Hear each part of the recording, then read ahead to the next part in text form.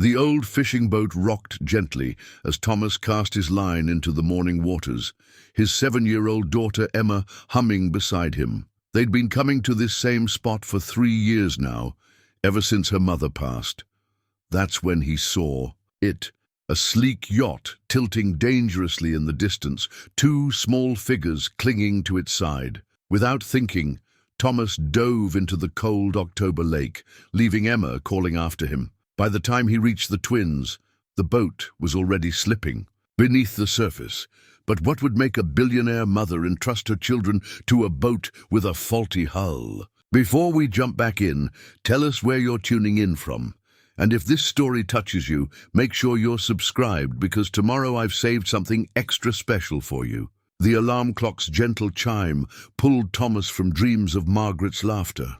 5:30, same as every morning for the past 3 years. He reached across the empty side of the bed, fingers finding only cool sheets where warmth once lived. The photograph on the nightstand caught the first light of dawn. Margaret's smile frozen in time, holding newborn Emma at the hospital. Thomas swung his legs out of bed, bare feet finding the worn wooden floor. The cottage creaked its familiar morning greeting as he padded down the narrow hallway. Emma's door stood slightly ajar, and he peered in at the 7-year-old curled beneath her quilt, blonde hair splayed across the pillow like her mother's. Used to be. In the kitchen he moved through the ritual of breakfast with practiced efficiency. 2 eggs over easy for him, scrambled for Emma. She insisted they tasted happier that way. The coffee maker gurgled to life, filling the small space with its bitter comfort. Through the window above the sink, Lake Superior stretched endlessly, its surface painted gold and crimson by the rising sun. "Daddy?" Emma appeared in the doorway, rubbing sleep from her eyes, clutching the stuffed whale Margaret had given her. "Is today fishing day?" "Sure is, sweetheart." Thomas set her plate on the table, the eggs smiling up at her with ketchup eyes. "Thought we might try the North Cove today. Jim Henderson said he caught a beauty there last week." Emma climbed into her chair, legs swinging freely. "Maybe we'll catch the big one today. The one Mommy always talked about." Thomas's hand stilled on his coffee mug. Margaret had loved spinning tales about the legendary pike that supposedly lived in the deeper waters. A fish so large it could feed a family for a week. "Maybe we will," he said softly, as Emma chattered about her dreams, something involving flying fish and a castle made of seaweed. Thomas mentally catalogued the day ahead. 3 boat engines waiting for repair in the shop behind the cottage. The Johnsons' outboard needed a new water pump, and the Carlsons' fishing charter had developed a mysterious knock. If he could finish all 3 by Thursday, they'd have enough for groceries and Emma's new school shoes. "Can I bring my special rod?" Emma asked, syrup dripping from her chin. Wouldn't be a proper fishing trip without it. The rod had been Margaret's, a birthday gift from her father when she was Emma's age. Thomas had wrapped it in pink ribbon and given it to Emma last Christmas, watching her eyes light up with the same wonder her mother's once held. After breakfast, they gathered their supplies with ceremonial precision. The tackle box, reorganized just last night, 2 containers of night crawlers from the garden, sandwiches wrapped in wax paper, peanut butter and strawberry jam for Emma, turkey for him. The old red cooler that leaked just a little, but still, kept things cold enough. Emma pulled on her life jacket, the bright orange fabric swallowing her small frame. Thomas checked the buckles twice, then once more. The lake could be unpredictable, even on calm mornings like this. He'd learned that lesson the hard way, watching too many good people underestimate Superior's power.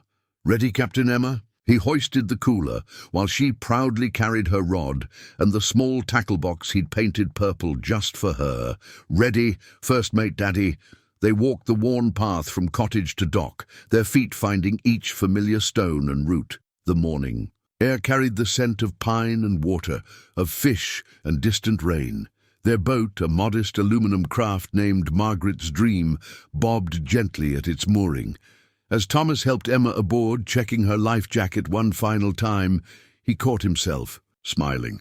These Saturday mornings had become their sanctuary, a place where grief softened into memory and love lived on in simple rituals. He started the old Mercury engine, its reliable purr joining the symphony of loons and lapping waves. "Where to?" "Captain?" he asked, playing their game. Emma stood at the bow, one hand on the rail, the other pointing toward the horizon with all the authority her 7 years could muster. "To adventure, first mate, and to catch Mummy's fish." Thomas guided them away from shore, the cottage growing smaller behind them. In 3 hours, their quiet morning would shatter into something neither could imagine. But for now, in this perfect moment, they were simply a father and daughter, carrying on traditions and chasing dreams across the endless blue of Lake Superior. The North Cove welcomed them with glassy calm, the kind of morning that made Thomas believe in second chances. Emma had already cast her line 3 times, each attempt improving on the last. Margaret would have been proud of her determination. The way she refused to let the hook snag on her life jacket or tangle in her hair. "Daddy, look!" Emma pointed toward the deeper water. "What's that boat doing?" Thomas followed her finger to see a sleek white yacht, maybe 40 feet long, listing badly to starboard. Even from 200 yards away, he could tell something was wrong. The boat moved wrong, fought the water wrong, like a wounded animal trying to stay upright. "Stay here, Emma. Keep your jacket on." He reached for the binoculars under his seat, focusing on the yacht. Through the lenses he saw them, 2 small figures in matching blue life jackets, scrambling along the tilted deck. Children, no adults visible. The yacht lurched violently, its bow lifting as water rushed into the stern. The children screamed, the sound carrying across the water like wounded gulls. Thomas didn't think. 30 years of living on Superior had taught him to read the lake's moods, and right now she was hungry. He yanked off his boots and jacket, muscle memory from his Coast Guard days taking over. "Daddy, no!" Emma's voice cracked with fear. "You said never swim in the big water. I have to help them, baby. You remember what I taught you about the radio?" She nodded, tears streaming. "Channel 16, push the red button." "That's my girl. Call for help. Tell them where we are." He kissed her forehead quickly. "I'll be right back." Thomas dove from the boat, the October water hitting like 1,000 needles. 52 degrees, maybe less. He had 10 minutes before his muscles started failing, 15 before hypothermia made decisions for him. His stroke ate up the distance, strong, efficient movements born from years of morning swims before Margaret got sick, before the world shifted off its axis. The yacht groaned like a dying whale. Closer now, he could see the children clearly, twins, boy and girl, maybe 8 years old. They clung to the rail as the deck tilted past 45 degrees, expensive life jackets, the kind with built-in GPS beacons and automatic inflation. That lot of good they'd do if the kids got trapped under the boat when it rolled. "Jump!" Thomas shouted, still 30 yards out. "Jump away from the boat!" The girl looked down at him, her face pale with terror. The boy wrapped his arms tighter. Around a deck cleat, the yacht shuddered, a deep metallic groan rising from its hull. Thomas had heard that sound before, air compressing in sealed compartments, the death rattle of a vessel surrendering to the lake. 20 yards. His shoulders burned, legs starting to feel the cold's grip. The yacht rolled another 10 degrees. Any second now it would capsize completely, potentially creating suction that would drag anything nearby down with it. "Please!" he called again. "I'll catch you." The girl made the choice first. She grabbed her brother's hand and pulled. Their matched terrified faces turning toward the water. They jumped together, hitting the surface in a tangle of limbs and orange fabric. Thomas reached them just as they surfaced, sputtering and crying. "I've got you. Both of you. You're safe." He wrapped an arm around each child, their life jackets helping with buoyancy. Behind them, the yacht gave a final shudder and rolled completely, its hull pointing skyward like a breaching whale before sliding beneath the surface with surprising grace. The lake swallowed it whole, leaving only a widening circle of debris and diesel sheen. "Our boat!" the boy cried. "Mommy's boat!" "Where's your mom?" Thomas asked, already dreading the answer as he began the swim back. Modified side stroke, one child under each arm. She flew to Minneapolis, the girl sobbed. Mrs. Chen was watching us. She went below to make lunch. Christ. Thomas's stroke faltered for a moment before finding rhythm again. Someone was still on that boat, but the lake had already claimed it, and he had two living children who needed him more than Superior needed another victim. Emma had managed to start the motor and was trying to steer toward them, her small face set with determination that broke his heart. "Stay there, baby," he called. "Throw the ladder over." The swim back took forever and an instant. His legs had gone numb, arms functioning on willpower alone. The twins had stopped crying, shock setting in. The boy, Oliver, the girl called him, kept asking about Mrs. Chen in a small, lost voice.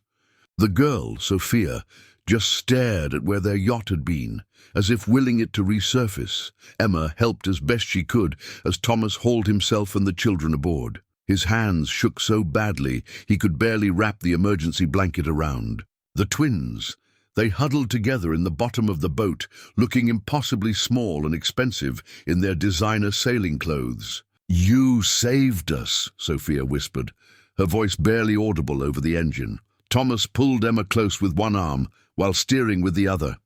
"Let's get you somewhere warm, then we'll find your mom." As they headed for shore, Thomas glanced back at the empty water. Somewhere below, a yacht worth more than he'd make in a lifetime rested on Superior's bottom. Somewhere below, Mrs. Chen had joined the lake's collection of souls. But in his boat, two children breathed and shivered and lived. Sometimes that's all the victory you get. The marina erupted into chaos the moment Thomas's boat touched the dock. Emma had done her job well. Emergency vehicles lined the parking lot, their lights painting the morning in reds and blues. Paramedics rushed forward with blankets and medical bags. Their professional calm, a stark contrast to the gathering crowd of weekend fishermen and dock workers. "Sir, we need to check you out," a young EMT said, trying to guide Thomas toward an ambulance. "I'm fine. Take care of the kids first." His legs betrayed him slightly as he stepped onto the dock, but he steadied himself against a piling. The twins hadn't let go of each other since he'd pulled them aboard, their matching life jackets still dripping lake water onto the deck. Emma pressed against his side, her small hand finding his. "You were brave, Daddy," she whispered, like the Coast Guard stories. Harbour Master Bill Kowalski pushed through the crowd, his weathered face grave. 20 years they'd known each other, ever since Thomas had returned to Superior after Margaret's diagnosis. "Tom, what happened out there?" Yacht went down fast, maybe 40-footer, white hull, blue stripe. These two were topside.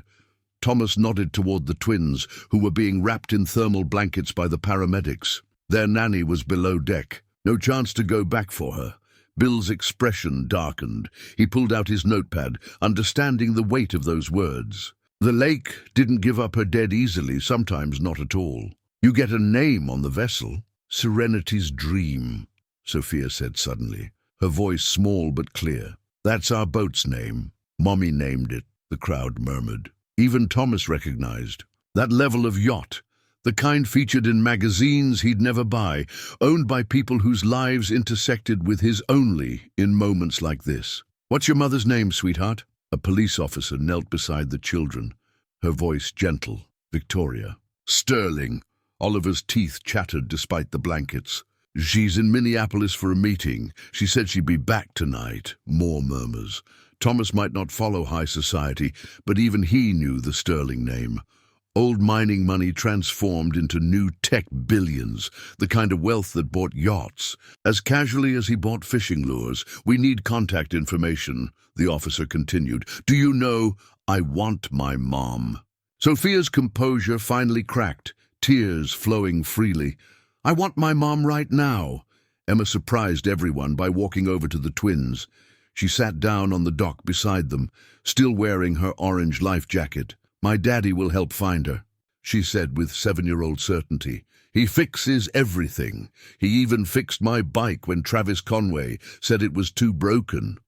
The simple kindness of child to child seemed to calm Sophia slightly. Oliver stared at Emma like she'd spoken in a foreign language, as if kindness from strangers was outside his experience. "Sir, we really need to examine you." The EMT had returned, more insistent now. "Hypothermia can be dangerous, even if you feel fine." Thomas allowed himself to be led to the ambulance, but kept the children in sight. They looked so small, surrounded by uniformed adults, asking questions they couldn't answer. Phone numbers they didn't know, addresses that meant nothing, to 8-year-olds who lived in a world of drivers and assistants. Tom Crawford, right? A reporter had materialized, smartphone already recording. "Local boat mechanic, can you tell us what happened? How does it feel to be a hero?" No comment. Thomas turned away, but the reporter persisted. "You saved Sterling. Technology's heir apparent's children. That's got to feel—" I said no comment. Bill Kowalski stepped between them, his bulk conveying clear message. "This is an active emergency scene. Press stays behind the yellow tape." As the EMT checked Thomas's vitals, he watched the twins being loaded into an ambulance.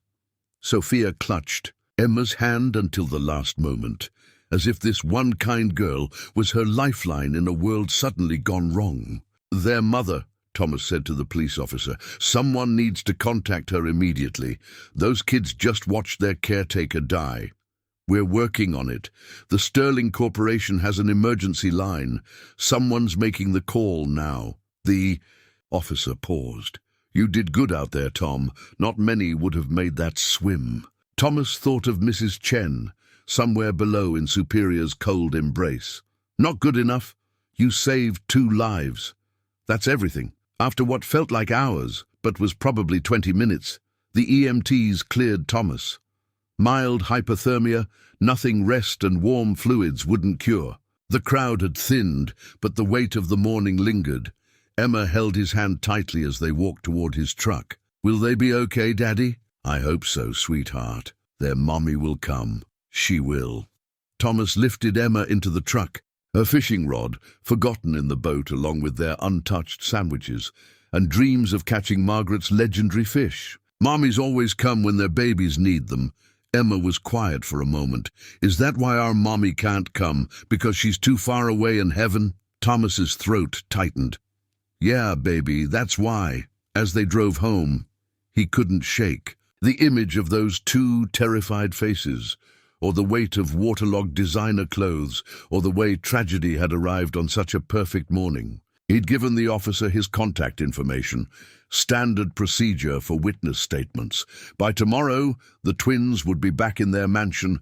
This would be a story for their therapists, and life would move on. He had no idea that in less than 24 hours, a helicopter would shatter that assumption entirely. The afternoon sun slanted through the kitchen window as Thomas stirred a pot of beef stew, Margaret's recipe, though he'd never quite mastered her touch with the herbs. Emma sat at the table, carefully colouring a picture of a boat she'd titled The Rescue in uneven purple letters. "Mrs. Henderson wants me to tell the class about today," Emma said, not looking up from her work.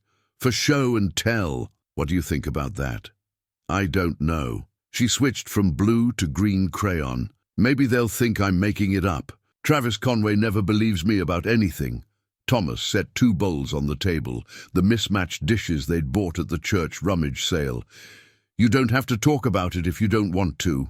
"But those kids were so scared, Daddy.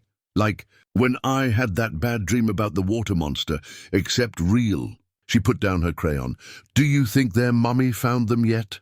"I'm sure she did." Thomas hoped it was true. He'd been thinking about those twins all afternoon while working on the Johnsons' outboard. The way they'd clung to each other, expensive, clothes soaked through, looking lost in a world suddenly turned dangerous. A knock at the door interrupted dinner. Through the window, Thomas saw Jim Henderson from 2 houses down, his wife Mary beside him. News travelled fast in their small lakeside community. "Heard you had quite a morning," Jim said when Thomas opened the door. "Whole marina's buzzing about. It just did what anyone would do." Thomas noticed Mary carried a covered dish, probably her famous apple cobbler. Neighbours took care of each other here, had ever since Margaret's illness. Not anyone, Mary said firmly. Not many would dive. Into Superior in October. Those children are blessed you were there. They didn't stay long, just enough to verify Thomas was truly okay and leave the cobbler. After they left, 2 more neighbors stopped by. By the time Thomas got Emma ready for bed, he'd repeated the story 4 times, each telling, making him more uncomfortable. He wasn't a hero. Heroes saved everyone. Heroes didn't leave nannies to drown in expensive yachts. Emma's bedtime routine unfolded with comforting familiarity. Bath, pajamas, teeth brushing with her little mermaid toothbrush. She chose Island of the Blue Dolphins for tonight's chapter, a book Margaret had loved as a girl. Daddy? Emma's voice was small in the darkened room. Do you think those twins have someone to read to them tonight? I'm sure they do, sweetheart. Good, she yawned. Everyone needs stories before bed. That's what Mommy said. After Emma fell asleep, Thomas sat at the kitchen table with his account ledger, the worry lines deepening on his forehead. The Johnsons' repair would bring in 300.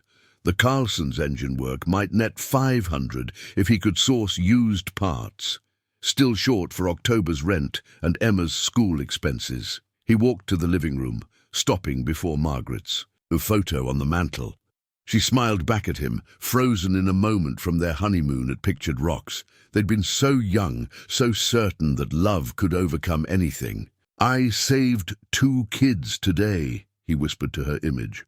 But I couldn't save everyone, just like I couldn't save you. The photo, of course, didn't answer. But he imagined Margaret's voice anyway, gentle and practical. You saved who you could, Tom. That's all anyone can do. Outside, Superior lapped against the shore with its eternal rhythm.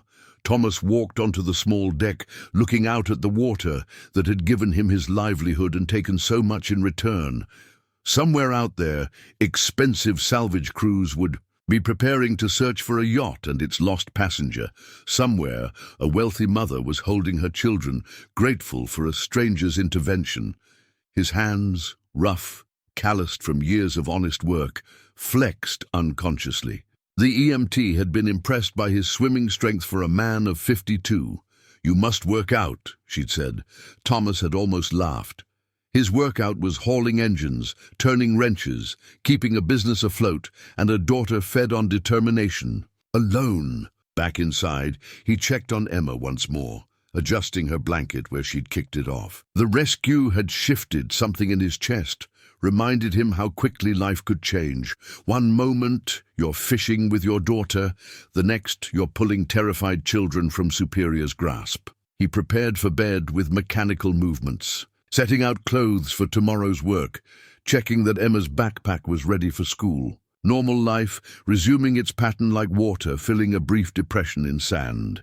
By his bedside, Margaret's wedding ring sat in its small wooden box. He'd kept it after the funeral, unable to sell it despite the bills. Tonight, he opened the box, touching the simple gold band. I'm trying, Maggie, he said softly, trying to be the man you believed I was. Sleep came slowly, filled with dreams of sinking boats and children's cries across dark water. He had no idea that tomorrow would bring a helicopter, a desperate mother, and the beginning of a story he never could have imagined. Thomas woke to a sound that didn't belong in their quiet neighborhood, the distinctive whomp, whomp, whomp of helicopter rotors. He glanced at the bedside clock. 7:23 a.m. Emma would need to be up for school soon. The sound grew louder, impossibly loud, rattling the windows in their frames. Through the bedroom curtain, he saw his neighbors emerging from their houses, all faces turned skyward. Mrs. Patterson clutched her robe closed, mouth open in amazement. "Daddy!" Emma appeared in his doorway, still in her dolphin pajamas. "What's that noise?" "I'm not sure, sweetheart. Let's go see." They joined the gathering crowd on the small street, watching as a sleek black helicopter circled overhead. Not Coast Guard orange or medical white.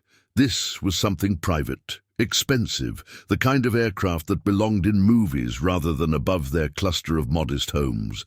The helicopter descended toward the empty field behind the elementary school, where kids usually played soccer. Thomas instinctively pulled Emma closer as the rotor wash sent leaves and debris swirling. "Is it landing?" Jim Henderson shouted over the noise. "Here?" The helicopter touched down with practiced precision, its rotors gradually slowing. The entire neighborhood seemed to hold its breath. Then the door opened and a woman stepped out. Even from 50 yards away, Thomas could see she didn't belong here. Her charcoal business suit probably cost more than his truck. Her blonde hair, pulled back in a perfect twist, somehow remained unmussed despite the rotor wash. She walked across the field in heels that should have sunk into the grass, but somehow it didn't, as if even the earth recognized her authority. Behind her, a man in a dark suit followed. Bodyguard, Thomas realized. Of course, someone like Victoria Sterling would have security. Mr. Crawford. Her voice carried clearly across the morning air. Mr. Thomas Crawford. The crowd parted, creating a path between them. Thomas felt Emma's hand tighten in his. "That's the mommy," Emma whispered. "The twins' mommy." Victoria Sterling stopped 6 feet away, and Thomas saw her composure crack. Her eyes were red-rimmed, her face pale beneath expensive makeup. When she spoke again, her voice broke. "You saved my children, ma'am. They told me what you did. Oliver and Sophia. They told me about the swim, the cold, how you reached them just as the yacht." She stopped, visibly fighting for control. "Mrs. Chen didn't make it. They pulled her body from the lake last night. I'm sorry. I wish I could have—" "No," Victoria stepped forward, her hand raised. "No, you saved my babies. When everyone else would have just called for help and waited, you dove into that freezing water." Her voice broke completely. "They're all I have. They're everything." The neighborhood watched in stunned silence as one of the wealthiest women in the Midwest stood in their potholed street, tears streaming down her face.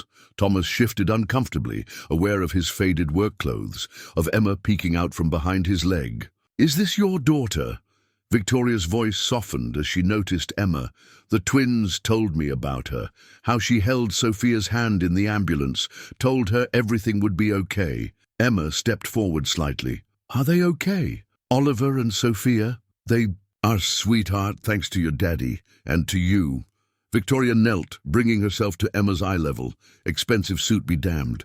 "Sophia hasn't stopped talking about the brave girl with the whale stuffy who made her feel safe." "That's Walter," Emma said seriously. "He helps with scary things." Victoria's smile was tremulous but real. "We could all use a Walter sometimes." She stood, turning back to Thomas.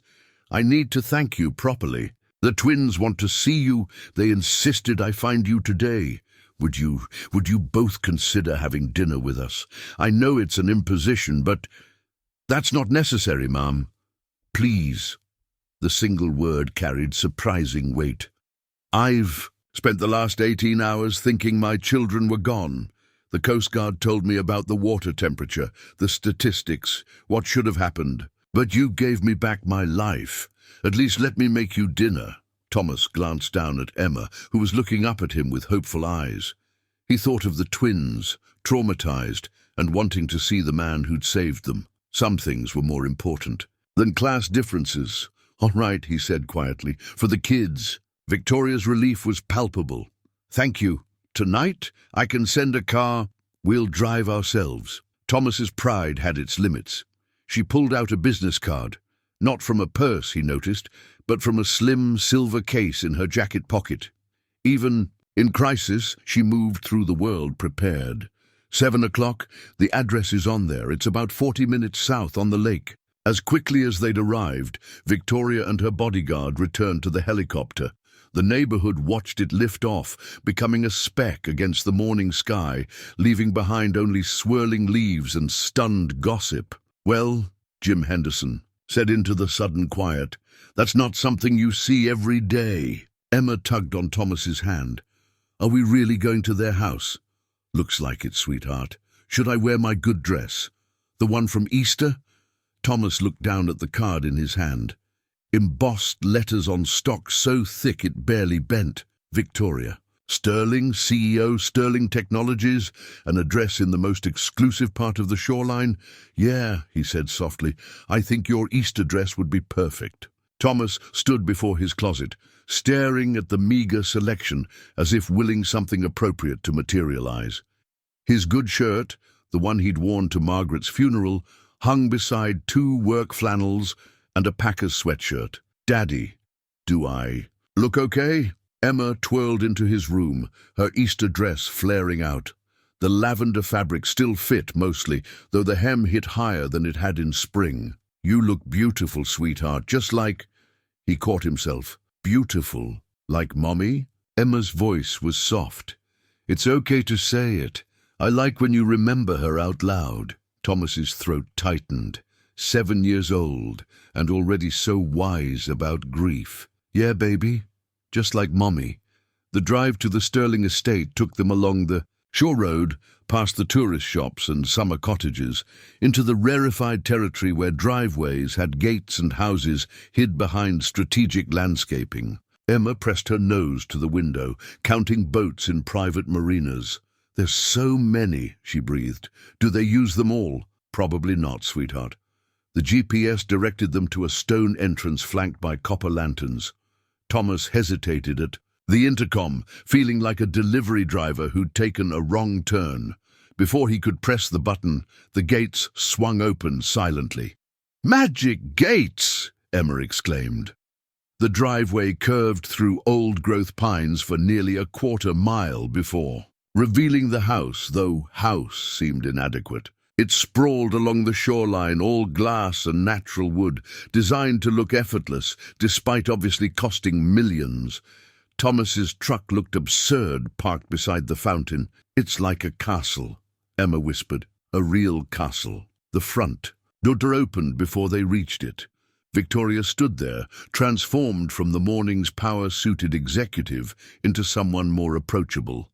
Cashmere sweater, simple slacks, feet bare on the polished floor, still wealthy, but trying not to intimidate. You came, she said, as if she'd doubted it. Please come in. The twins have been watching for you from the window for the past hour. The foyer soared 3 stories, a chandelier of hand-blown glass catching the evening light. But before Thomas could feel completely out of place, 2 small figures came racing down a curved staircase. You saved us! Sophia launched herself at Thomas, wrapping her arms around his waist with surprising strength. Oliver hung back slightly, but his eyes shone with the same desperate gratitude. Careful, guys, Victoria said gently. Mr. Crawford might not be used to twin tornadoes. It's fine, Thomas said, awkwardly patting Sophia's head. The little girl clung to him like he might disappear. Is this Emma? Oliver finally spoke, studying her with serious eyes. You held Sophia's hand. Emma nodded shyly. She was scared. I get scared sometimes too. I wasn't scared, Oliver said quickly, then deflated. Okay, I was really scared.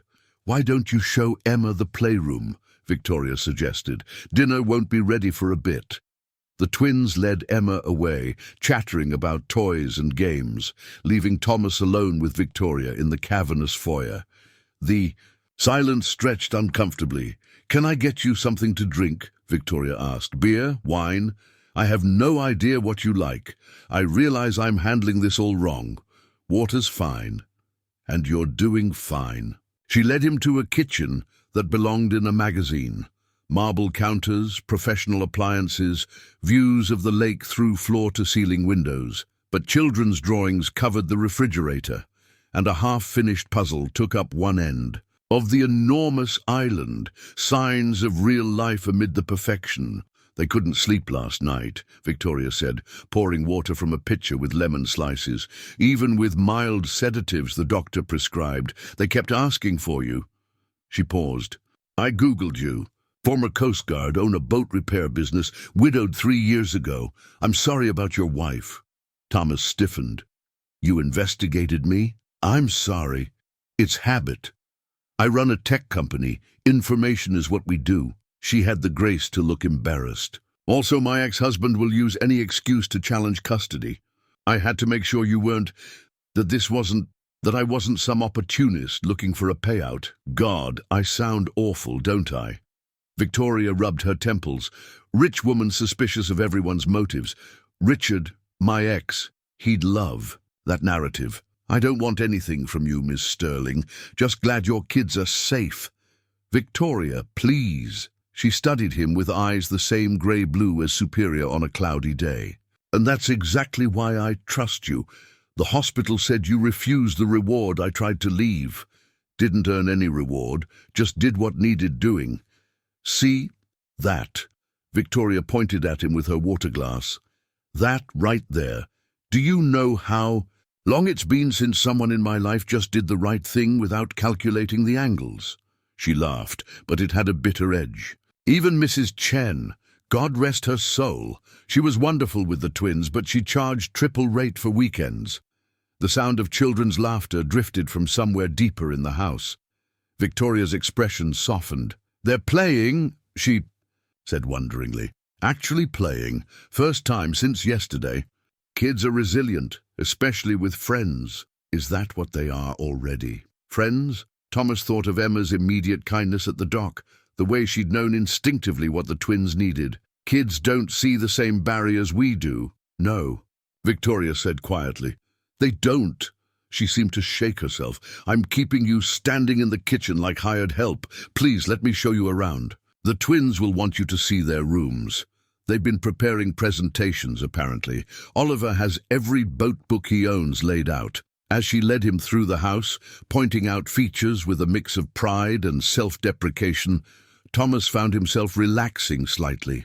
Behind the money and the Google searches and the helicopter entrances was just another single parent, trying to navigate loss and protect her children. Can I ask you something? Victoria paused by a window overlooking the lake. When you dove in yesterday, what made you do it, really? Thomas considered the question. I saw two kids who needed help, that's all. Didn't matter whose kids they were. Victoria's eyes filled again. That's everything, Mr. Crawford. That's absolutely everything.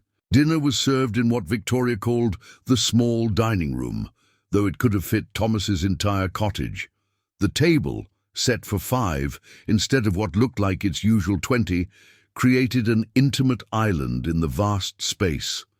Candles flickered in crystal holders, but the twins had insisted on paper napkins featuring cartoon dolphins because Emma likes sea animals. We helped cook make dinner, Sophia announced proudly as they sat down.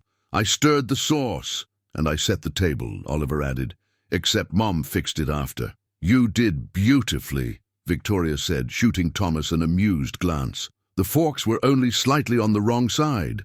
The meal was elegant but kid-friendly. Roasted chicken, vegetables that had been artfully arranged, then promptly mixed together on the children's plates, and rolls warm from the oven. Thomas noticed Victoria ate with the same mechanical movements. He recognized from his own grief-dulled years, forcing normalcy for the children's sake.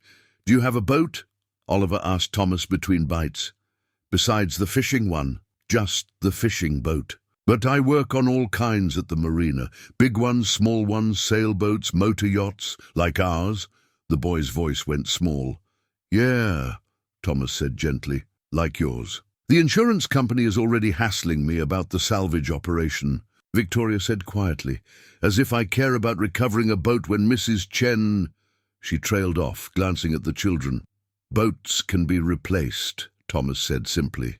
Yes. Victoria's grateful look said she understood he meant more than just boats. They can. Emma had been quietly observing everything with wide eyes, the multiple forks, the way a uniformed woman appeared to refill water glasses, the sheer size of the rooms. But when Sophia started talking about her doll collection, Emma lit up. I have dolls too, not as many, but I have one my mommy made me. She has yellow yarn hair and a dress made from Mommy's old nightgown.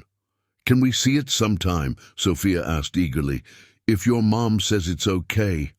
All eyes turned to Victoria, who looked momentarily stunned by the simple request. Of course, if Mr. Crawford doesn't mind. Please, it's just Thomas. Mr. Crawford was my father. Thomas then, and Victoria, please. After dinner, the twins dragged both adults on the promised tour. Oliver's room was a shrine to all things nautical. Model ships, navigation charts, books about ocean exploration. He showed Thomas each item with reverent detail, explaining tonnage and sail configurations with the intensity only an 8-year-old could muster. "This one's my favorite." He held up a battered book about Great Lakes shipwrecks. "But now I don't like it as much." "Why's that, buddy?" "Because now I know what it feels like. When the boat goes down." Oliver's chin trembled. Mrs. Chen read, "To us every night." She did voices for all the characters. Thomas knelt to the boy's level. "It's okay to be sad about Mrs. Chen, and it's okay to still like your boats. The lake isn't good or bad, it just is. We respect it, we learn from it, but we don't have to fear it. Is that why you weren't scared when you jumped in?" "I was scared," Thomas admitted.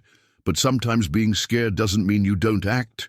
It just means you act anyway." In Sophia's room, a pink explosion of stuffed animals and art supplies, Emma and Sophia had already established an elaborate game involving 3 dolls, a plastic horse, and what appeared to be a very patient cat. "That's Maximilian," Victoria explained. "He's supposed to be a rare breed worth thousands. Mostly he's worth his weight in cat treats and shedding on the furniture." "He's beautiful," Emma breathed, gently stroking the cat's head. "We can't have pets. Landlord says no." Thomas saw Victoria file that information away, though she said nothing. As the evening wound down, the children had reached that overtired state of desperate energy. Victoria suggested a movie in the media room, another space that defied normal household proportions, and soon all 3 kids were curled on a sectional sofa that could have seated 20. "They'll be asleep in 10 minutes, Victoria predicted, pouring coffee for the adults in the adjacent kitchenette. "The twins always crash after emotional days." Emma too. "She'll fight it, but she'll lose." They stood in comfortable silence, watching their children through the doorway. Oliver had positioned himself protectively near Emma, while Sophia clutched Emma's hand, even as her eyes drooped. "I don't know how to thank you," Victoria said suddenly. "I keep trying to find the right words, the right gesture, but nothing's enough." "You don't need to thank me. This," Thomas gestured toward the children, "seeing them safe and happy, that's enough." "Is it?" Victoria studied him. "You live paycheck to paycheck, work yourself raw, keeping boats running for people who spend more on champagne than you make in a month. And you're telling me you want nothing?" Thomas bristled. "I didn't Google you, but seems like you got my whole life mapped out." "I'm sorry." "That was," Victoria sighed. "My ex-husband says I weaponize information. He's not wrong. Old habit. From building a company in a male-dominated field. Know everything, trust nothing. That why you're divorced, among other reasons." She wrapped her hands around her coffee mug. "Richard wanted a trophy wife who'd stay home and look pretty. I wanted to change the world through technology. Turns out those goals weren't compatible. My wife wanted to be a teacher," Thomas offered. "Elementary school. She loved kids, had endless patience, would have been perfect at it. What stopped her? Me, at first. Thought we needed to wait until we were more financially stable. Then Emma came along and Margaret wanted to stay home with her. Then," he shrugged, "then there wasn't any more time. I'm sorry. Yeah, me too. Sorry she never got to live that dream. Sorry Emma won't remember much about her. Sorry about a lot of things." They watched as Emma's head drooped onto Oliver's shoulder. The boy, already asleep, didn't stir. Sophia had curled into Emma's other side, the 3 of them a tangle of young limbs and trust. "Look at them," Victoria said softly. "No hesitation, no calculations. They just fit. Kids are smart that way. Smarter than adults, certainly." Victoria set down her mug. "Thomas, I need to ask you something, and please don't take it the wrong way." He tensed, waiting for the other shoe to drop. The offer of money, the attempt to buy his silence or his distance. "Would you and Emma consider being our friends? Real friends, not some transaction or obligation. The twins need people in their lives who see them as children, not as heirs or connections. And frankly, so do I." Thomas looked at her, really looked. Behind the polish and privilege was a woman trying to raise children alone, navigate loss, find meaning beyond material success. Not so different from him, really, just with better funding. "Yeah," he said finally. "I think we'd like that." Victoria's smile transformed her face, revealing the woman behind the CEO mask. "Good. Fair warning, though, the twins are already planning your next visit. Oliver wants to show you his boat sketches, and Sophia's determined to have a tea party. With Emma? Guess we better check our social calendar then." "Yes," Victoria laughed, a genuine sound that filled the space. "I guess you better." The first Saturday after dinner, Victoria's Mercedes pulled up to Thomas's cottage at precisely 10 a.m. He'd told her the gates didn't work. The security system was just for show. But she'd come anyway. Oliver and Sophia pressed their faces against the tinted windows, waving excitedly at Emma, who was already on the porch. "I brought coffee," Victoria said, emerging with a carrier holding 4 cups. "Hot chocolate for the kids, and I guessed at your coffee order. Black, no sugar? Good guess." Thomas accepted the cup, noting she'd brought real ceramic mugs, not disposable ones. "Kids, Emma's got the tackle box ready if you want to pick out lures." The twins raced after Emma toward the small shed, their designer sneakers slipping on. The dewy grass. Victoria watched them go with a mix of wonder and worry. "They've talked about nothing else all week," she said. Oliver drew detailed diagrams of fishing poles. Sophia practiced casting with a ruler and string in her bedroom. "Hope they're not expecting luxury yacht fishing. My boat's pretty basic." "Basic is exactly what they need." Victoria looked around the property with genuine interest. "This is lovely, cozy." Thomas saw it through her eyes. The peeling paint on the cottage, the dock that listed slightly to port, the patches in the lawn where he'd had to choose between grass seed and groceries, but also the view of the lake. The garden Emma helped. "Und tend, the rope swing he'd hung from the old oak. It's home," he said simply. "Yes," Victoria said softly, "it is. The fishing expedition was a revelation." The twins, who'd probably never baited their own hooks, squealed with disgusted delight at the worms. Emma patiently showed them how to thread the bait, her small hands guiding theirs. Victoria sat on an overturned bucket, designer jeans be damned, and actually relaxed. "I haven't seen them this happy since." She didn't finish, but Thomas understood. Since before the accident, maybe since before the divorce. "Fish on." Oliver shouted suddenly, his rod bending dramatically. "It's huge! It's a whale!" "Easy, buddy," Thomas coached, helping him manage the reel. "Let him run a bit, then bring him in slow." The whale turned out to be a decent-sized perch, but Oliver's pride couldn't have been greater if he'd landed a marlin. Sophia caught 2 small bluegills, naming them both before releasing them. Emma caught nothing, but spent her time teaching and cheering, natural as breathing. "Your daughter's remarkable," Victoria said quietly, watching Emma help Sophia untangle her line for the 3rd time. "So patient. She's had to grow up fast. Sometimes I worry it's too fast." "I know that feeling. The twins have seen too much. Already the divorce, the custody battles, now this. Sometimes I think I'm failing them." "You're not." Thomas watched her children's joy. "You're here, aren't you, letting them be kids on a rusty boat with a broken cooler and a tackle box held together with duct tape." Victoria laughed. "When you put it that way, I sound like Mother of the Year." Over the following weeks, Saturday fishing became a tradition.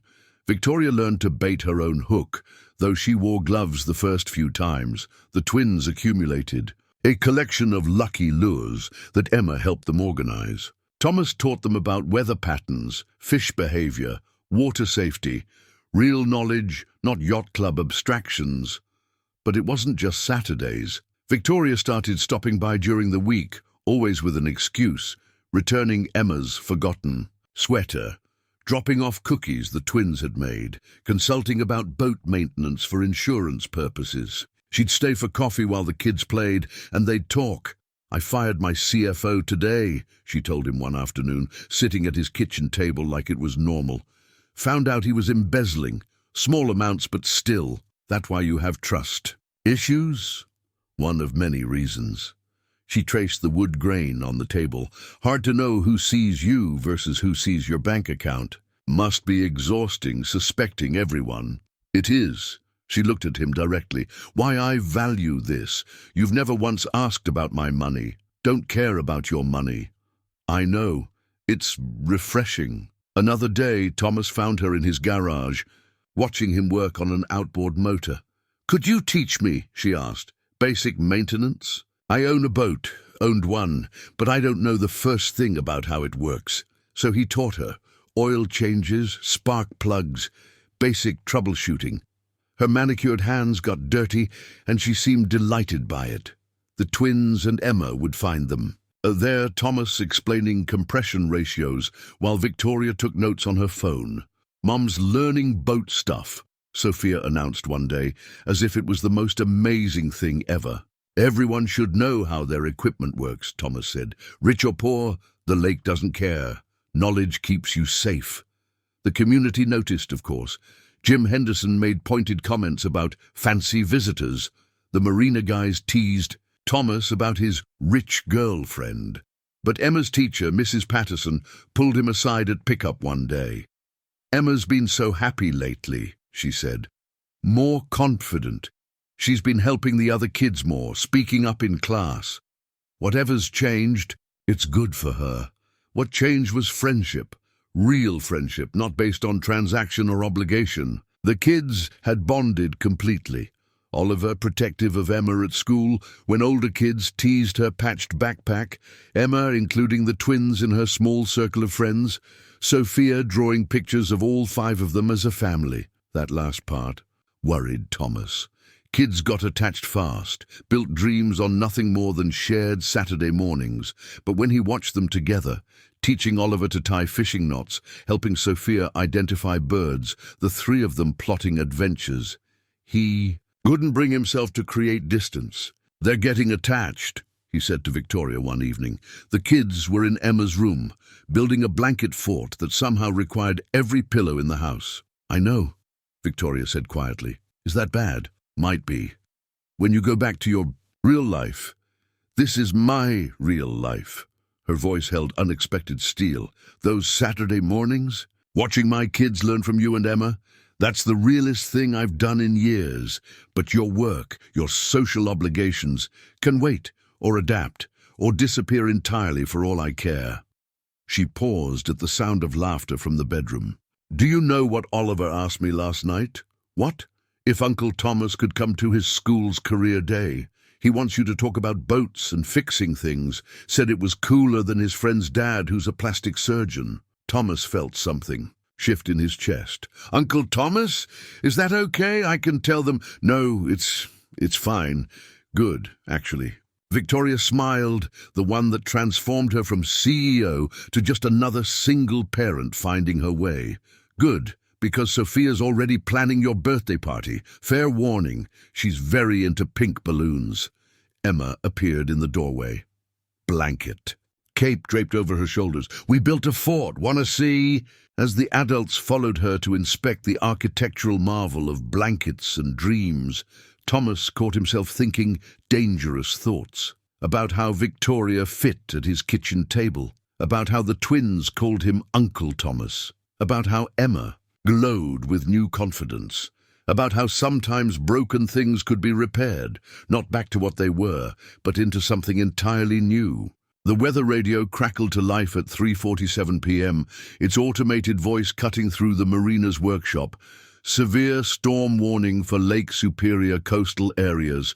Winds expected to reach 70 miles per hour. Waves up to 25 feet. Thomas looked. Up from the engine he was rebuilding. Outside, the sky had taken on that peculiar green-gray color that made old-timers nervous. He'd seen it before, Superior preparing to remind everyone who was really in charge. His phone buzzed. Victoria, are you seeing this weather? Should I worry? Before he could respond, another text. The twins are at your cottage with Emma. Mrs. Morrison was watching them for early release day. Thomas's blood chilled. Mrs. Morrison was 75 and half deaf. She wouldn't have heard the weather warnings. He grabbed his keys. Already moving. "Heading there now," he texted back. "Get somewhere safe." The 15-minute drive felt like hours. The wind had already picked up, sending trash cans rolling down streets and tree branches scraping against power lines. His cottage sat close to the water, too close in storms like this. He'd always meant to move further inland, but money and inertia had kept them there. Mrs. Morrison met him at the door, obviously flustered. "Oh, Thomas, I didn't know you were coming home early. The children are playing so nicely." "Storm coming." "In, Mrs. Morrison. Bad one. You need to get home." The old woman glanced outside, seeming to notice the darkening sky for the first time. "Oh my, yes, I suppose I should." Thomas found the kids in Emma's room, blissfully unaware of the danger. They'd constructed an elaborate scene with Emma's dolls and Oliver's toy boats, creating some kind of rescue scenario that hit too close to home. "Daddy!" Emma launched herself at him. "You're home early!" "Hey, sweetheart. Hi, kids. We need to play a new game, okay? Storm preparation game." Oliver's eyes widened. "Like a real storm with big waves?" "Pretty big ones, buddy. But we're going to be smart and safe, right?" 20 minutes later, he had them organized. Emergency supplies gathered, flashlights tested, important papers in waterproof bags. The twins treated it like an adventure, but Thomas saw the worry creeping into their eyes as the wind howled louder. His phone rang. Victoria nearly shouting over background noise. "I'm coming to get them. No! Roads are getting bad. Where are you?" "Office, but stay there. Building safer than driving." A crack of thunder punctuated his words. "I've got them, Victoria. I promise." "Thomas," her voice broke. "I can't lose them too. I can't." "You won't. I swear to you, you won't." The power went out just as he ended the call. The cottage plunged into darkness, save for the flashlights he'd distributed. Emma whimpered slightly, and the twins pressed closer together. "It's okay," Thomas said, forcing calm into his voice. "This old cottage has weathered worse. We just need to." The sound came like a freight train, wind and water combining into something monstrous. Through the window, Thomas saw waves crashing over the seawall, water rushing up the lawn with hungry fingers. "Basement," he ordered, "now!" But even as they headed for the stairs, he heard it, water seeping under the front door, finding every crack and weakness. The cottage groaned on its foundation. This wasn't going to be a near miss. Change of plans. He grabbed the emergency. Bag with one hand and Emma with the other. "We're leaving. Oliver, Sophia, hold hands and stay right behind me." The wind hit like a physical force when they opened the door. Rain came sideways, stinging exposed skin. Thomas's truck sat 20 feet away, but it might as well have been a mile. A tree branch sailed past, missing them by inches. On 3, "We run," he shouted over the storm. 1, 2. They made it to the truck just as another wave crashed over the seawall. Thomas saw his workshop disappear underwater, years of tools and dreams swallowed in seconds, but the kids were in the truck, and that was all that mattered. The drive was nightmarish. Trees down across roads, power lines sparking, water everywhere.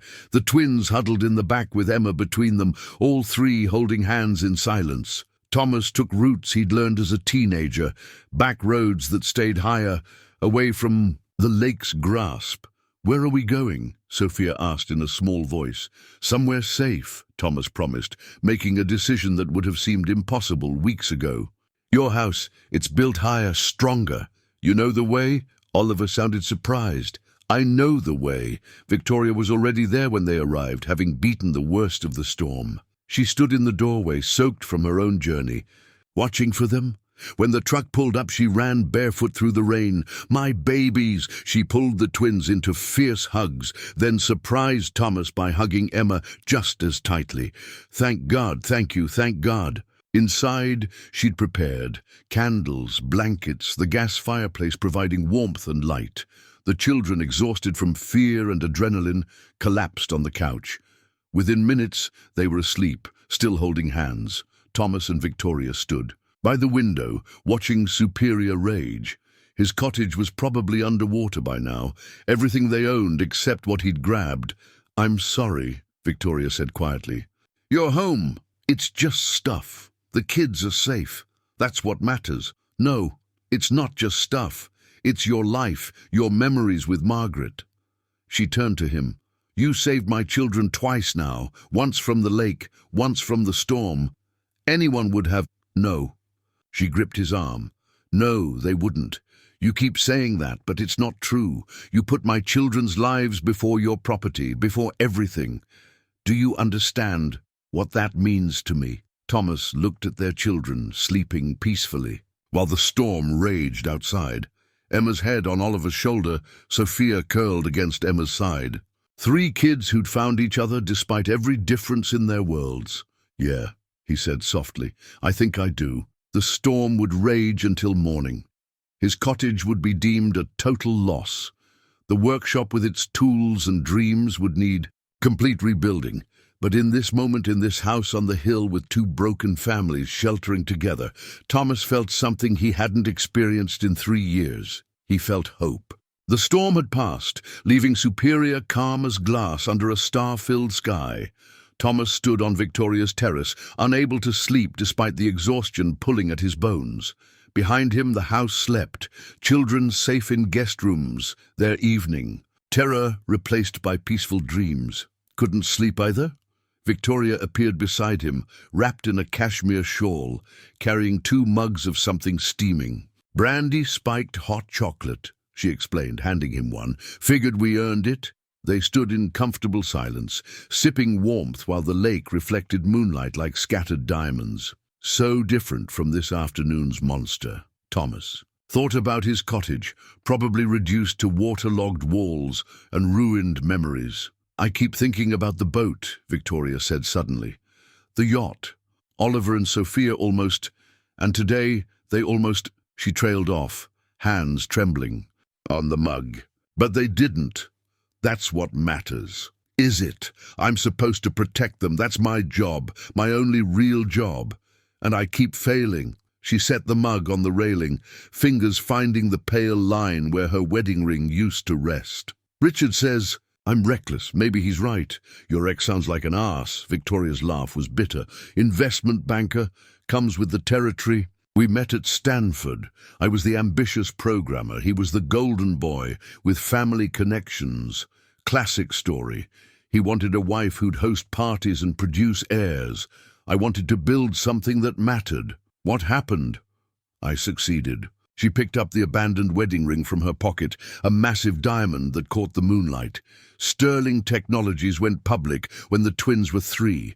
Suddenly I was worth more than him, more than his entire family. He couldn't handle it, so he left. Oh no, he stayed and made everyone miserable. Affairs with assistants, secretaries, anyone who'd remind him he was powerful. I ignored it for the twins' sake, until I found him with Sophia's preschool teacher." She laughed again, no humor in it. "In our bed, while I was at a board meeting." Thomas winced. Jesus. The divorce was brutal. He wanted half of everything, including the company I'd built before we even met. Judge saw through it, but the custody battle. She shuddered. "He painted me as a negligent mother, married to her work, almost convinced me it was true. It's not, isn't it? I left them with Mrs. Chen on a boat I hadn't properly inspected. I let them stay at your cottage during a storm." "Stop." Thomas turned to face her. "You're not negligent. You're human. Single parents make impossible choices every day. We do our best with what we have." "Is that what you tell yourself? About Margaret?" The question hit like cold water. "What?" "I'm sorry. That was—" Victoria rubbed her face. "The brandy's talking." "No, say it." She met his eyes. "Do you blame yourself?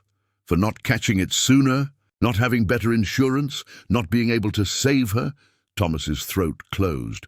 3 years, and no one had asked so directly. "Every day. But you just told me parents do their best with what they have." "That's different." "Why?" "Because I should have." He stopped, seeing the trap she'd laid. The parallel. "Point taken. We're quite a pair," Victoria said softly. both carrying. Guilt for things we couldn't control. Margaret would have liked you, Thomas said suddenly. She had this way of seeing through people's walls, finding what mattered underneath. You remind me of her that way, Thomas. Victoria's voice carried warning. We can't. The children... I know. He did know. Whatever was building between them, this dangerous warmth, this pull, had to stay buried. Too many hearts at stake. Just saying she would have liked you, would have been glad Emma found friends like the twins. Friends, Victoria repeated. Yes, friends. But she stepped closer, drawn by something neither wanted to name. In the moonlight, her face lost its executive polish, revealing the woman underneath, vulnerable, lonely, trying so hard to be enough. Sometimes, she whispered, I forget what it feels like. To have someone see me instead of my bank account or my company or my connections. You look at me like I'm just Victoria. That's all you are to me, just Victoria. That's everything. The moment stretched between them, fragile as spun glass. Thomas could kiss her now. Wanted to with an intensity that surprised him. Could taste the brandy and chocolate on her lips, feel her melt against him, let grief and loneliness dissolve into something warmer. Instead, he stepped back. We should check on the kids, he said roughly. Yes. Was that disappointment or relief in her voice? Yes, we should. They found all 3 children in Oliver's room, piled on his bed like puppies. The storm had driven them together, and they'd stayed that way. Emma's arm thrown protectively over Sophia, Oliver's hand clutching Emma's pajama sleeve. Look at them, Victoria breathed. When did they become siblings? Same time we became... Thomas couldn't finish. Became what? Friends? Family? Something more dangerous? I have guest rooms ready, Victoria said carefully. You and Emma should stay. It's too late to go anywhere else, and your cottage... Thank you, Thomas. She touched his arm lightly. What almost happened on the terrace? Nothing happened. No, nothing happened. She withdrew her hand. But we both know it wanted to. He couldn't deny it. The pull between them had been building for weeks, hidden under Saturday fishing trips and shared coffee and watching their children bloom together. Tonight, with defenses low and moonlight soft, it had nearly won. The kids come first, he said. Always, always, she agreed. But Thomas, sometimes I wonder if that's just what we tell ourselves because we're too scared to try again. She left him standing in the hallway, staring at their sleeping children and wondering if she was right. In the morning, they'd assess storm damage and pretend this conversation never happened. They'd maintain careful boundaries and appropriate distance. But tonight, with superior calm outside and 3 children proving that families could be built from broken pieces, Thomas allowed himself one moment of honesty. He was falling for Victoria Sterling. And that terrified him more than any storm. Thomas saw the magazine at the gas station checkout and his stomach dropped. The headlines screamed in bold letters, "Billionaire's new boy toy." Below it, a photo of him helping Victoria out of her Mercedes at the cottage, her hand in his, both of them smiling. The angle made it look intimate, romantic. Damning! That'll be 23 to 50, the cashier said, then noticed what had caught his attention. Oh, that's you, isn't it? With the Sterling lady? Thomas paid without answering, but he could feel eyes on him as he left. By the time he reached the marina, his phone had exploded with texts. Jim Henderson. Saw the news. You okay? His boss at the marina. Need to talk. Now. The article was worse than the headline. Sources close to the Sterling family claimed Victoria was lavishing gifts on her new blue-collar boyfriend. There were photos from their fishing trips, twisted to look like romantic getaways. Speculation about Thomas's motives, his finances, whether he'd targeted vulnerable, wealthy divorcees before. It's garbage, he told Frank, his boss, sitting in the marina office that suddenly felt too small. We're friends. The kids... I know, Tom. Known you 15 years. But customers are asking questions. Mrs. van der Berg cancelled her yacht service. Said she couldn't trust someone who might be, and I quote, running confidence games on the side. You're firing me? No. But maybe take a few days? Let this blow over? Thomas drove home. Not home, the cottage was gone, but to the rental. Victoria had helped him find. In a fog, Emma would hear about this at school. The careful friendship they'd built would be poisoned by adult assumptions and tabloid trash. His phone rang. Victoria, I'm so sorry, she said without preamble. My lawyers are already on it. We'll sue for defamation. That won't help. Then what will? Thomas, this is my fault. The photographers follow me everywhere. I should have been more careful. Stop! He pulled into the rental's driveway, seeing curtains twitch in neighboring windows. This isn't about fault. Richards, calling for emergency custody hearings, says I'm exposing the twins to inappropriate relationships. My board wants an explanation. And the twins. Her voice cracked. Someone showed Sophia the magazine at school. She came home crying, asking if you only liked us for money. Thomas felt something break in his chest. What did you tell her? The truth, that you're our friend, that the magazine lied. But she's 8, Thomas. She doesn't understand why people would lie about us. Neither did he, really. The cruelty of it, the casual destruction of something good and pure, their children's friendship, the family they'd been building for the sake of selling magazines. Emma was sent home. He said quietly. Kids were saying things. She punched. Travis Conway. Oh God, is she suspended for 2 days? She won't tell me what he said, but I can guess. Silence stretched between them, heavy with everything they couldn't say. That maybe the articles weren't entirely wrong about the attraction. That maybe keeping distance would be better for everyone.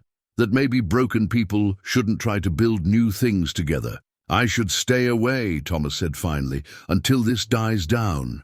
Thomas, no, the children need to not be tabloid fodder. They need to not have their lives dissected by strangers. He stopped, unable to voice. What else they needed? Parents who weren't scared. Parents who could give them a real family. Parents who weren't them. Don't do this, Victoria whispered. Don't let them win. It's not about winning. It's about protecting them. From what? From having people in their lives who genuinely care? From seeing that relationships can be built on something other than money and status? Her voice rose. My children love you, Thomas. Both of you. And Emma punched a kid defending your family's honor. That's not healthy, Victoria. None of this is healthy. Since when is loyalty unhealthy? Since when is love? She cut herself off, but the word hung between them like a sword. I have to go, Thomas said roughly. Emma needs me. We all need you, Victoria said quietly. But I understand. Do what you have to do. The next days were hell. Emma refused to talk about the suspension, just sat at the kitchen table doing her homework with fierce concentration. The rental felt wrong. Too new, too sterile, carrying none of the memories that made a house home. Thomas caught her looking at the photo of all 5 of them from Sophia's birthday party, the one Victoria had framed for each family. At the marina, whispers followed him. Customers who'd trusted him for years now eyed him suspiciously. Someone had taped the magazine article to his locker with "Gold Digger" scrawled across it in Sharpie. Victoria texted updates. Oliver asking when they'd go fishing again. Sophia drawing pictures of their real family, not the one in the magazines. The custody hearing moved up, her ex-husband's lawyers circling like sharks. I need you to testify, she texted on day 4. As a character witness, I know it's a lot to ask, but when? Tomorrow, 2 p.m. Thomas, you don't have to. I'll be there. Because whatever the tabloid said, whatever the town whispered, whatever walls he'd tried to build, those children mattered. Victoria mattered. And maybe it was time to stop letting fear disguised as protection make decisions for all of them. Emma looked up from her homework when he told her. For the first time in days, she smiled. Good, she said simply. Sophia needs her mum. And Oliver needs, she paused, then finished quietly, Oliver needs his Uncle Thomas. The magazine with its ugly headline still sat on the counter. Thomas threw it in the trash where it belonged. Tomorrow, he'd walk into a courtroom and tell the truth, that Victoria Sterling was a good mother, that her children were loved, that sometimes the best families were the ones you chose to build from broken pieces, even if those families didn't look like what the world expected, especially then. The family courthouse in downtown Superior had seen better days, its limestone facade weathered by decades of lake storms. Thomas adjusted his borrowed tie, francs from the marina since his only good one had drowned with the cottage, and tried not to think about the last time he'd been in a courtroom. Margaret's medical bankruptcy, different building, same feeling of life spinning beyond control. Mr. Crawford, a young woman in a crisp suit, approached. "I'm Jennifer Chen, Ms. Sterling's attorney. Thank you for coming." The name hit him, Chen, like the nanny. No relation, surely, but the universe had a cruel sense of timing. She led him through security, past clusters of lawyers and worried families, to a small conference room where Victoria waited. She looked exhausted, professional armor firmly in place, charcoal suit, minimal jewelry, hair pulled back severely, but her eyes, when she saw him, showed everything the costume tried to hide. "You came," she said simply. "Said I would. The children are in the children's room with the court advocate. They don't know you're here. I didn't want to get their hopes up in case." She gestured helplessly. Jennifer Chen, the lawyer Thomas, reminded himself, spread papers across the table. "Richard Sterling is claiming that Miss Sterling's judgment has become impaired. He's using the yacht accident, the storm incident, and the recent publicity to suggest she's making reckless decisions that endanger the children." "That's ridiculous," Thomas said. "We know that, but Judge Morrison tends to favor traditional family structures. Richard remarried last year, a kindergarten teacher no less. They're presenting as the stable option. The same kindergarten teacher he was sleeping with during their marriage?" Thomas asked. Victoria's smile was sharp. "The very same, but that's inadmissible. The affair predated their divorce proceedings officially. Ms. Sterling," Jennifer continued, "Richard's team will likely question Mr. Crawford aggressively. They'll try to make the relationship seem inappropriate, transactional, potentially harmful to the children." "There is no relationship," Thomas said firmly. "We're friends. Our children are friends." "Good. Keep it simple. The judge needs to see that the children's best interests." The door opened. Richard Sterling walked in like he owned the building, which, Thomas reflected, he might partially. Tall, polished, the kind of man who'd never changed his own oil or worried about grocery money. His new wife followed, young and pretty in a calculated way. "Victoria," Richard said coolly. Then his eyes found Thomas. "And you must be the fisherman. Quite a step down from your usual, Vic." "Don't," Victoria warned. "Just observing. First tech executives, now blue-collar. What's next, starving artists?" He smiled without warmth. "Though I suppose when you're worth billions, you can afford any toy you want." Thomas felt his fists clench but forced them flat. This was bait, obvious and clumsy. "Nice to meet you too." "Is it?" "I doubt that."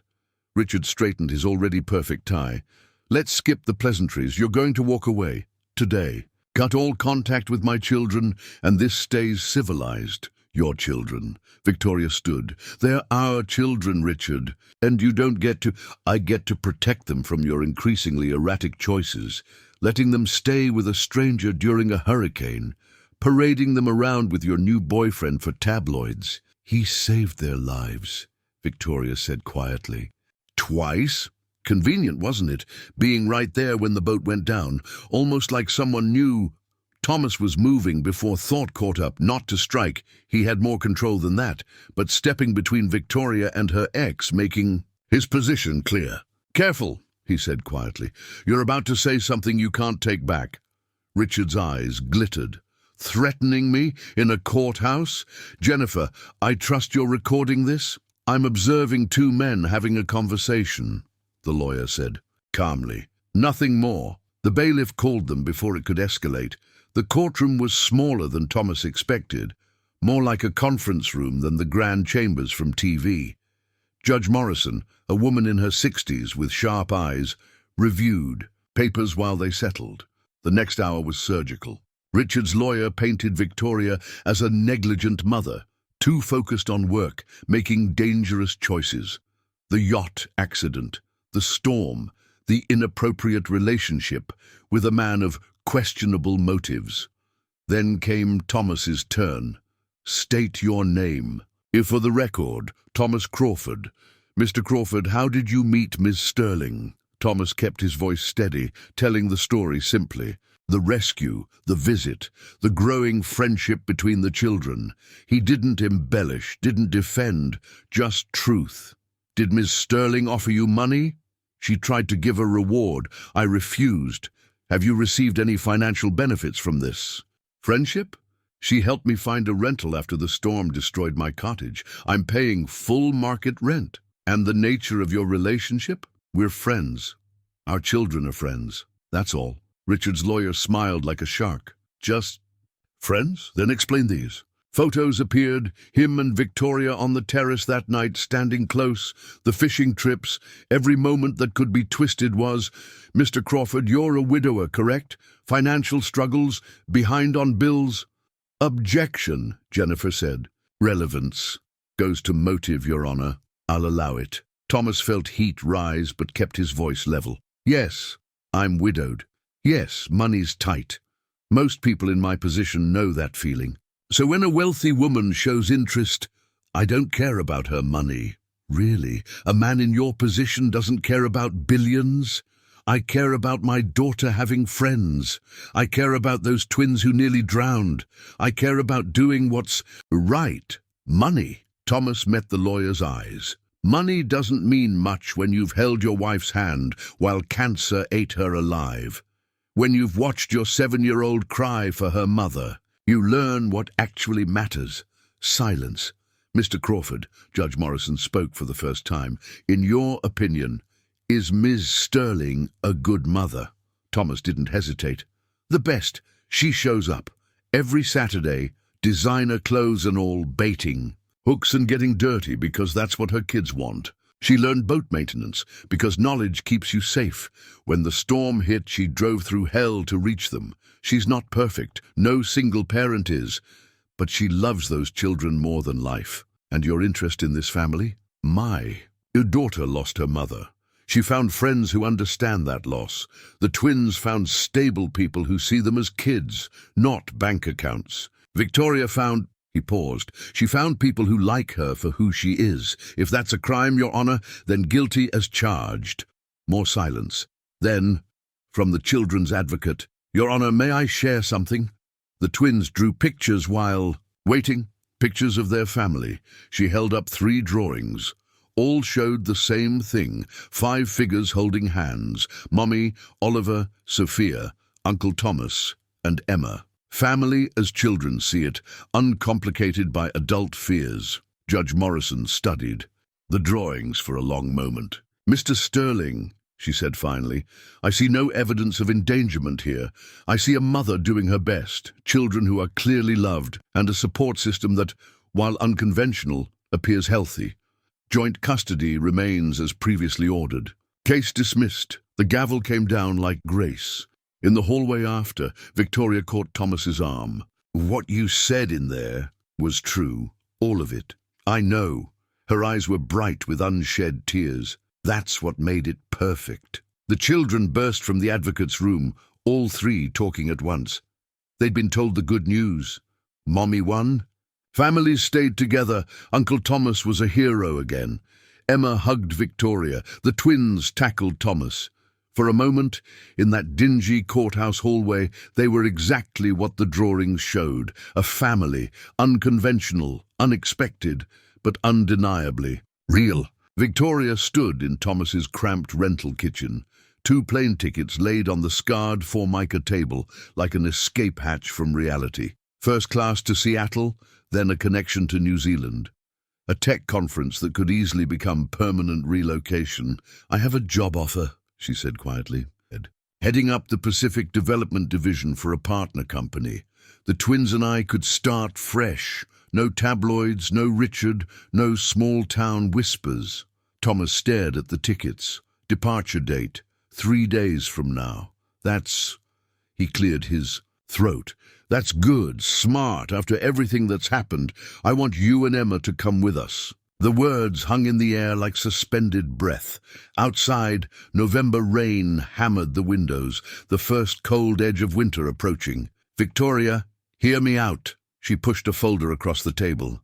There's a marina in Auckland that needs a manager. Someone who understands boats, who can teach, who has integrity. The salary is substantial. Emma could attend the international school with the twins. We could run away together, start over together. Her voice cracked slightly. Thomas, we've been dancing around this for months. What we feel, what the children have built, what we could be if we just abandoned everything. He pushed back from the table. My business, what's left of it, Emma's school, her friends, your company that you built from nothing. I can run Sterling Tech remotely. And your business is struggling.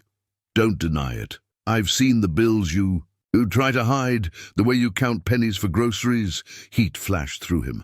I don't need your pity. It's not pity. Victoria stood too, matching his energy. It's love, you stubborn fool. I love you.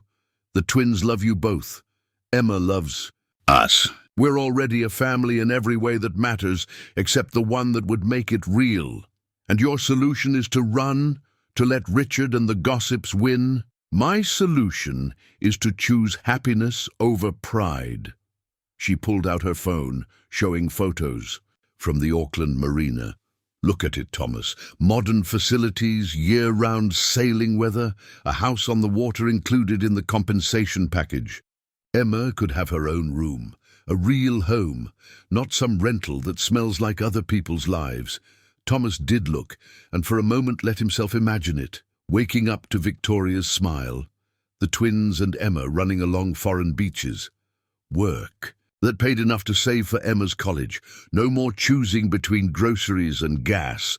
It's not about pride, he said finally. It's about teaching our kids to face problems, not run from them, even when the problems are destroying them. Emma, punch the kid defending us. The twins cry when they think I can't hear. How is staying teaching them anything except that other people's opinions matter more than our happiness? She had a point. God help him, she had a point. But my grandfather built the marina here, Thomas said slowly. Taught my father the trade. Who taught me? 3 generations of Crawfords keeping boats running, keeping people safe on Superior. Margaret's buried here. Her parents still come for Sunday dinner with Emma. You're asking me to abandon all of that for what? Convenience? Comfort? For love, Victoria said simply. I'm asking you to choose love. I did that once. Chose love over everything, Margaret. Over the Coast Guard career, staying here over better opportunities. And you know what? I'd do it again. But this, he gestured between them, this isn't the same. Why not? Because it's built on running away. Because it's teaching our kids that when life gets hard, you pack up and leave. Because, he met her eyes, because if we can't make it work here, with all the mess and complications, what makes you think we can make it work anywhere? Victoria sank back into the chair. So, what do you suggest? We just keep circling each other, keep pretending we're just friends, while the whole town speculates and judges? No. Thomas sat too, reaching across the table to take her hands. They were soft except for new calluses from learning to tie sailing knots. I suggest we stop running and start building. Building what? A real life. Here. Together. The words came faster now, the idea taking shape as he spoke. You have money, I have knowledge. The marina needs investment, has for years. What if we created something new? A sailing school for kids, boat-building workshops, summer programs that bring together children from all backgrounds. Thomas, think about it. Oliver's obsessed with naval architecture. Sophia's an artist. Emma wants to be a teacher like her mom planned to be. We could build something that uses all their gifts, shows them that different worlds can work together instead of staying separate. Victoria was quiet for a long moment. The town hates me, thinks I'm some rich princess, playing with the working class, then prove them wrong. not by leaving, but by investing in their community. By showing that money plus integrity plus hard work can create something valuable for everyone. And us. What about us? Thomas squeezed her hands. We stop hiding. Stop pretending it's just about the kids. I love you too, Victoria. Have for a while now, if I'm honest. But love means building something that lasts, not running when it gets hard. Richard will make it hell. The media attention, the gossip. Let them talk. Our kids will see us standing strong, working together, creating something meaningful. That's the lesson I want them to learn. Victoria looked at the plane tickets, then at their joined hands, then out at the rain-soaked town that had judged her so harshly. A sailing school, she said slowly, with scholarship programs for local kids, and summer camps that mix economic backgrounds, teach everyone the same skills, the same respect for the water. Employ locals for construction, staffing, teaching, create jobs that matter, that last. She smiled then, the first real smile since walking in with her escape plan. You know what this means? We're going into business together. Mixing money and relationships. Every advisor I have would say it's a terrible idea. Probably, but when have we ever done things the conventional way? Never. She turned their joined hands over, studying them. Margaret would approve, I think. Building something for the children, for the community. She would, Thomas agreed. She always said the best memorials were living ones.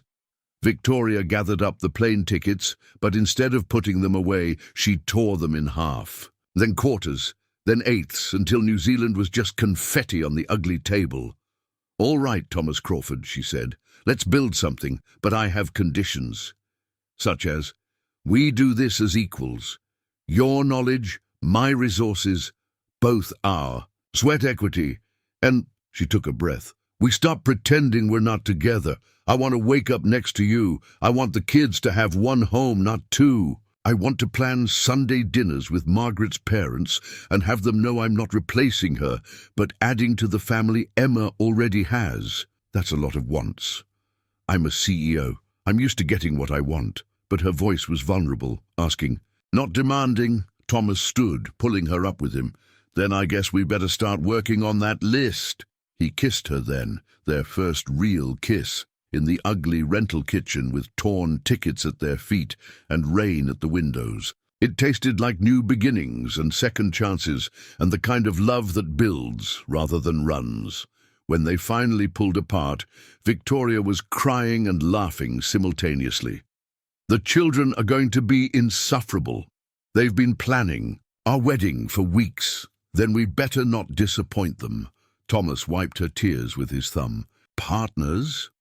Partners, Victoria agreed, in everything. Outside, the rain was softening, November's fury spent. Tomorrow they'd tell the children, start planning their school, face whatever Richard and the town threw at them. But tonight, in this moment, they were just two people choosing to build rather than flee, to love rather than fear. It was enough. It was everything. 6 months later, the frame of the first boat rose like a skeleton against the April sky. Thomas ran his hand along the white oak ribs, feeling the wood's grain, checking the curve that would soon hold fiberglass and dreams. Around him, the Sterling Crawford. Maritime Academy was taking shape. The main building nearly complete, the docks extended, the workshop humming with activity. She's looking good, boss. Frank Morrison, his former employer, now his construction foreman, appraised the boat. Frame. Kids are gonna love learning on her. That's the idea. Thomas watched a group of teenagers from the high school vocational program working on the smaller dinghies. Oliver was among them, safety goggles comically large on his face, sanding with focused intensity. Never thought I'd see the day, Frank continued. Sterling money actually doing good in this town. And you two, he shook his head, grinning. Still can't believe you pulled it off. Neither could Thomas some days. The last 6 months had been a whirlwind. Permits and plans, town meetings where Victoria faced down skeptics with spreadsheets and patience, construction delays and cost overruns that she absorbed without flinching. Richard had tried every legal maneuver to stop them, claiming the business was a front, that Victoria was being manipulated. Each challenge had only made them stronger. "Thomas!" Emma raced across the yard, pigtails flying, clutching papers. "Look! Mrs. Patterson says my essay about the school is going in the district newsletter."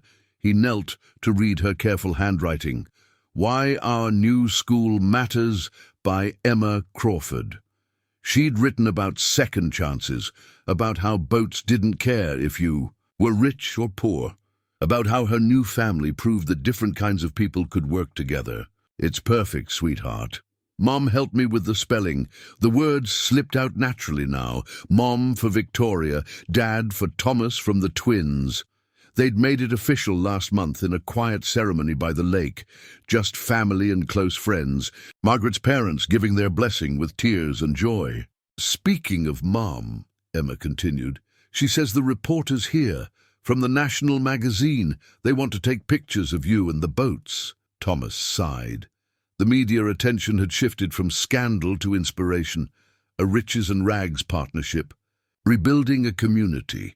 Victoria handled it with grace, but Thomas still felt uncomfortable in the spotlight. He found Victoria in the main building's conference room, looking professional but approachable in jeans and a Sterling Crawford Maritime Academy polo shirt. The reporter, a young woman with keen eyes, was scribbling notes. "Ah, here's my partner now," Victoria said, her smile warming as she saw him. "Thomas, Jennifer was just asking about our scholarship program. 15 full rides for local kids in this summer," Thomas said, joining them at the table where blueprints and budgets covered every surface. "Everything covered, equipment, training, even lunch. The only requirement is willingness to learn." "And the integration aspect?" the reporter asked. "I understand you're deliberately mixing economic backgrounds?" "Every class, every team," Victoria. "Confirmed. The banker's kid learns alongside the fisherman's daughter. Same boats, same challenges, same opportunities. We've already seen friendships forming across lines that used to divide this community. Some people say you're trying to social engineer." "We're trying to teach sailing," Thomas interrupted. "But if kids learn that their worth isn't determined by their parents' bank accounts along the way, I can live with that." The reporter smiled. "Mr. Crawford, 6 months ago the tabloids painted you as an opportunist. Now you're being called a visionary. How does that feel?" "Like noise," Thomas said honestly. "The only opinions that matter are in that workshop. Kids learning skills, finding confidence, building something with their own hands.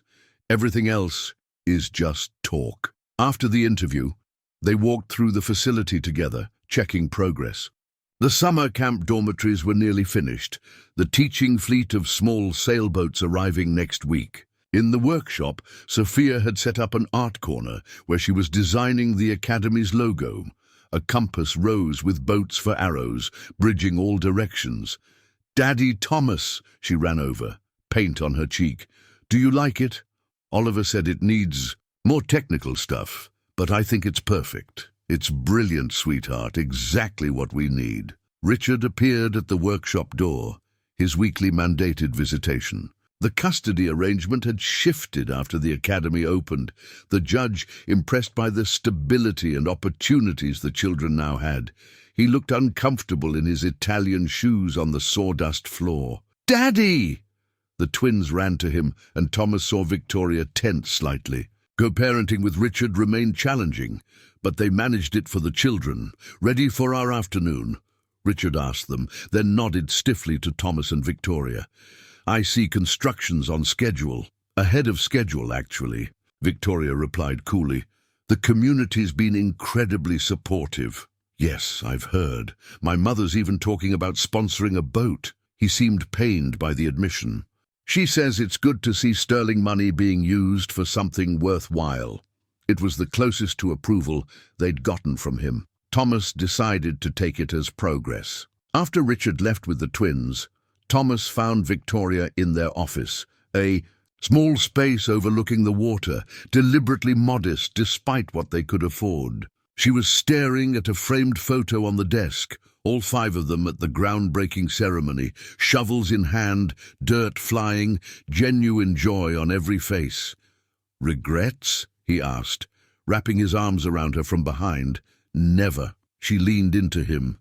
"You?" Only that Margaret couldn't see this. She would have loved teaching here. "She is here," Victoria said softly, "in Emma's kindness to new kids, in the way you teach with patience, in the community we're building.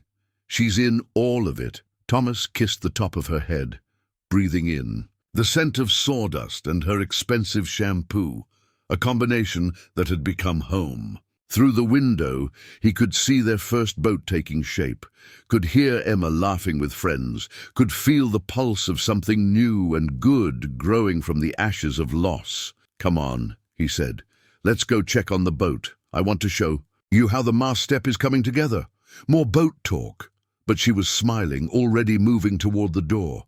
"Lead the way, Captain." They walked out together into the April afternoon, partners in every sense, building tomorrow, one boat at a time. 1 year later, the sun painted Lake Superior gold and crimson, the same colors that had welcomed them that October morning, when everything changed. Thomas steadied the boat, not his old aluminum craft, but Second Chances, the first vessel, completed at the academy, as 4 fishing lines dropped into the water. "Remember, Sophia, keep your thumb on the reel," Thomas instructed gently. "That's it. I'm going to catch the biggest fish ever," she declared, then immediately tangled her. "Line with Oliver's." "Sophie!" Oliver protested, but he was laughing. "Dad, she did it again." The word still sent warmth through Thomas's chest. Dad. Not Uncle Thomas, not Daddy Thomas, just Dad. The twins had made the change naturally after the wedding, as if they'd been waiting for permission to claim what their hearts already knew. "Here, let me help." Emma expertly untangled the lines, her movements confident and sure. At 8, she'd become the unofficial fishing instructor for the academy's younger students. "You're casting too close together. Spread out a little." Victoria looked up from her own rod. She'd come a long way from wearing gloves to bait hooks. "Listen to your sister, guys. She's the expert."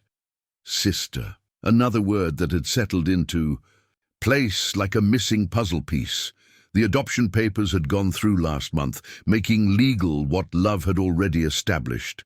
Emma Crawford Sterling, Oliver and Sophia Sterling Crawford, names hyphenated like their lives, bridging 2 worlds into one.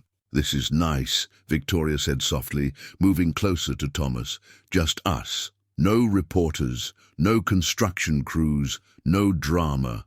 Thomas agreed, "though I give it 20 minutes before Oliver starts redesigning the boat in his head." 15, Victoria counted. He was sketching modifications to the bait box at breakfast. They sat in companionable silence, lines in the water, watching their children. The past year had brought challenges. The Academy's first summer session, with its inevitable hiccups, a last-ditch custody challenge from Richard that failed spectacularly, the delicate dance of blending traditions and expectations. But they'd weathered each storm stronger for the testing. "Fish!" Emma shouted suddenly. "I've got something big!" Everyone scrambled to help, voices overlapping with advice and encouragement. The fish fought hard, bending Emma's rod, Margaret's old rod, still serving its purpose, nearly double. Thomas resisted the urge to take over, letting Emma work. "That's it, sweetheart. Let him tire himself out. It's huge." Oliver grabbed the net, ready to assist. "Maybe it's the legend fish, the one Grandma Margaret talked about." Thomas's breath caught. The twins had taken to calling Margaret Grandma Margaret when they talked about her, honoring Emma's mother as part of their expanded family history. Margaret's parents had cried the first time they heard it. The fish broke surface, a magnificent pike, not legendary in size, but impressive enough. Emma guided it carefully to the boat, where Oliver netted it with practiced ease. They all stared at the creature, silvery green in the morning light. "It's beautiful," Sophia breathed. "Are we keeping it?" Emma looked at the fish thoughtfully. "No. Let's let him go. He probably has a family waiting for him." Thomas helped her release the pike, watching it disappear into Superior's depths with a powerful thrust of its tail. "Good choice, Em. Mom would have let it go too," Emma said matter-of-factly. "She always said the best catches were the ones that got to swim away." Victoria squeezed Thomas's hand, understanding the moment's weight. These references to Margaret came easier now, woven into their family fabric without pain, just love continuing in new forms. "Can we have hot chocolate?" Oliver asked. "The thermos kind you make, Dad, with the tiny marshmallows." "Already packed," Thomas assured him, reaching for the old cooler. The same one from that first rescue day, still held together with duct tape and determination. Some things were worth keeping, imperfections and all. As he poured chocolate into mismatched cups, Thomas thought about circles and cycles, about how life could surprise you with its patterns. A year ago, he'd been a struggling widower doing his best. Now he was a husband again, father to 3, partner in a thriving business that changed young lives daily. "Look," Sophia pointed across the water. "Is that our school?" They could just see the Sterling Crawford Maritime Academy from here, its buildings catching the morning sun. The summer session would start next week. 48 students from every economic background, ready to learn about boats and life and how to bridge differences. "That's our school," Victoria confirmed. "Ours and everyone's." "I love our family," Oliver said suddenly. The kind of truth that 8-year-olds could speak without self-consciousness, even if it's different from other families. "Different how?" Thomas asked. "Well, we have 2 last names, and Mom used to be rich, and Dad fixes boats, and Emma's mom is in heaven, but she's still part of us, and Sophia and I have another dad too, even if he's kinda grumpy and—" He paused for breath. "It's just different, but good different. The best different," Emma agreed, raising her hot chocolate cup. "To our family. To our family," they chorused, plastic cups clinking over Superior's eternal waters. Later, as they headed back to shore, Thomas thought about that October morning that had started everything. The rescue that became a friendship, that became a love story, that became a life. He jumped into Superior's cold embrace to save 2 children and somehow saved himself in the process. "Penny for your thoughts?" Victoria asked, her hand finding his on the tiller. "Just thinking about second chances," he said. "How sometimes the best things come from the worst moments. Like boats from storms, like families from loss." He looked at their children, Emma teaching the twins a new knot, their heads bent together in concentration. "Like love from letting go." Victoria kissed him softly, tasting of chocolate and marshmallows and promises kept. "I love you, Thomas Crawford." "I love you too, Victoria Sterling Crawford." "Hey!" Sophia called from the bow. "Look, there's that reporter lady on the dock, the one writing the book about us." They all groaned good-naturedly. Fame, it seemed, was the price of doing something worth noticing. But as Thomas guided second chances toward home, toward their real home, the life they'd built from broken pieces and stubborn hope, he decided it was a small price to pay. The book would tell their story, but it couldn't capture this. The weight of a child's hand in yours, the sound of family laughter over water, the knowledge that sometimes the best families were the ones you chose to build. It couldn't capture the feeling of being exactly where you belonged, with exactly who you were meant to be with, doing exactly what mattered. 4 fishing rods on a dock, a boat named for new beginnings, a love story written in rescue and redemption, in choosing to stay instead of run, in building bridges between worlds that only seemed separate. The sun climbed higher, warming their faces as they tied up to the dock. Somewhere beneath Superior's surface, a pike swam free, returned to its depths by a child who understood mercy. Somewhere in town, other children were preparing for next week's classes, ready to learn that different backgrounds didn't mean different dreams. And here now, in this perfect morning, the Sterling Crawford family headed home together, leaving ripples on the water that would spread far beyond what any of them could see. Some stories ended with sunsets. Theirs had always been about the sunrise.